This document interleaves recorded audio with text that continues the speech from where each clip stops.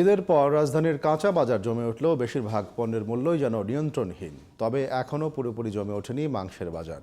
প্রতিদিনই বাড়া কমার মধ্যে রয়েছে সবজি সহ অধিকাংশ নিত্যপণ্যের দাম। এছাড়া অনেকটা আকস্মিকভাবে চড়া মাছের বাজার। বিস্তারিত ইমরান হাসানের রিপোর্টে। ঈদের পর রাজধানীর কাঁচা বাজারগুলো জমে উঠলেও মাংসের বাজারে ক্রেতা অনেকটাই কম। চাহিদা কমে যাওয়ায় বাজারে মাংসের দাম কেজি প্রতি কমেছে প্রায় 50 টাকা। কাস্টমার নাই বইয়ে দিছি ভাই। 780 টাকার মাল 700 টাকায় বেচতে হইতাছে, 750 টাকা বেচতেছে। অরিজিনাল খাসি যেটা এটা 1100 টাকা করে।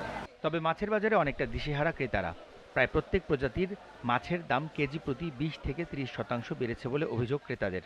অন্যদিকে মাছ ব্যবসায়ীরা বলছেন, আমদানি কম থাকায় দাম কিছুটা বেশি।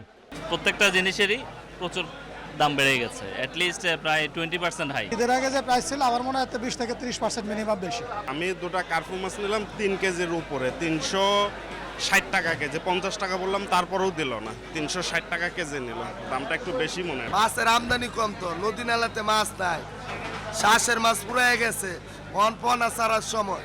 এদিকে বর্ষার অজুহাতে আলু ও কাঁচামরিচের ঝাঁজ বেড়েছে আরও বেশি। আলু প্রতি কেজি 55 থেকে 60 টাকা এবং কাঁচামরিচ বিক্রি হচ্ছে 250 টাকা। তবে অপরিবর্তিত রয়েছে অন্যান্য সবজির দাম। কাঁচামরিচ ঈদের আগে ছিল 200 টাকা, এখনো 200 টাকা ছিল। আর টমেটো ঈদের আগে ছিল 100 টাকা, এখন 140 টাকা 30 টাকা এরকম আর কি। আর পেঁপে, পটল, ভেন্ডি, ধুন্দুল এগুলো আগের দামই আছে। পাকিস্তানি কক মুরগি ও ব্রয়লার মুরগির দাম কমেছে কেজি প্রতি 30 থেকে 50 টাকা।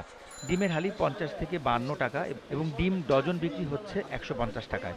ব্রয়লার 170 টাকা, সোনালি 300 টাকা, লেয়ার হলো 340 টাকা। খুচরা আমরা বেচতেছি আপনার 150 টাকা করে লাল ডিমের ডজন। সাদা ডিম বেচতেছি 140 টাকা। ঈদের আগে ছিল সাদা ডিম ছিল 150 টাকা, লাল ডিম ছিল 160 টাকা। নিত্যপণ্যের দাম নিয়ন্ত্রণে বাজার তদারকির দায়িত্বে থাকা প্রতিষ্ঠানগুলোকে আরও সক্রিয় থাকার আহ্বান জানান সাধারণ ক্রেতারা। Imran Hasan, GTV news, Dhaka.